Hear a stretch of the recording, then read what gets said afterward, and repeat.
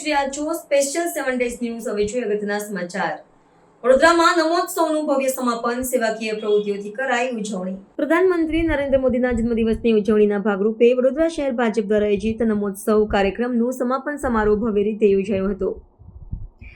આ કાર્યક્રમમાં ભારતીય જનતા પાર્ટીના પ્રદેશ ઉપાધ્યક્ષ શ્રી ગોરધનભાઈ ઝડફિયા, વડોદરાના સાંસદ ડોક્ટર હેમાંગ જોશી, શહેર ભાજપ પ્રમુખ, ધારાસભ્યો અને અન્ય પદાધિકારીઓ સહિત મોટી સંખ્યામાં કાર્યકરો ઉપસ્થિત રહ્યા હતા.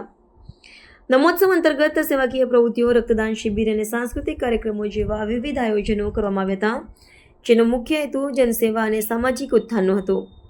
આ પ્રસંગે ઉપસ્થિત મહાનુભાવોએ પ્રધાનમંત્રી નરેન્દ્ર મોદીના જીવન અને તેમના નેતૃત્વમાંથી પ્રેરણા લઈને રાષ્ટ્ર નિર્માણમાં યોગદાન આપવા માટે સૌને આહ્વાન કર્યું હતું.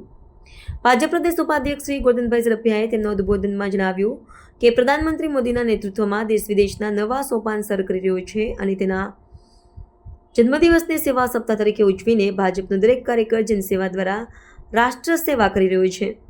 સાંસદ ડોક્ટર હેમાંગ જોશીએ વડોદરાના વિકાસ માટે કટિબદ્ધતા વ્યક્ત કરી અને નમોત્સવના સફળ આયોજન બદલ શહેર સંગઠનને અભિનંદન પાઠવ્યા હતા. દેશના પ્રધાનમંત્રી આદરણીય મોદીજી રાષ્ટ્રીય સ્વયંસેવક સંઘના પ્રચારક તરીકે અહીંયા રહ્યા છે, એટલે એમનો નાતો, એમનો સંબંધ,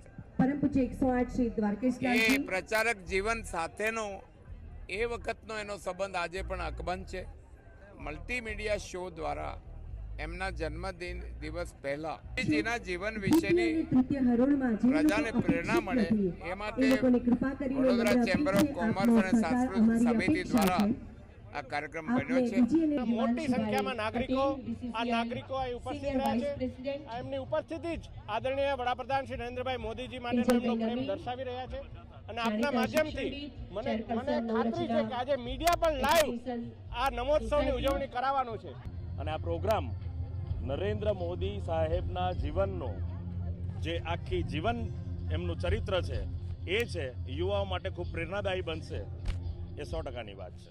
હા, એટલે નરેન્દ્રભાઈ એક એવું વ્યક્તિત્વ છે જેને હું એમ કહું કે લોકોના હૈયામાં વસનારું વ્યક્તિત્વ છે. તો અમે આની અંદર એમની જીવનની જર્ની, એક ઇમોશનલ જર્ની બતાવવાની અમારી કોશિશ છે કે એને નાટ્ય દ્વારા, સંગીત દ્વારા અને ડ્રામા દ્વારા રજૂ કરવાની કોશિશ છે.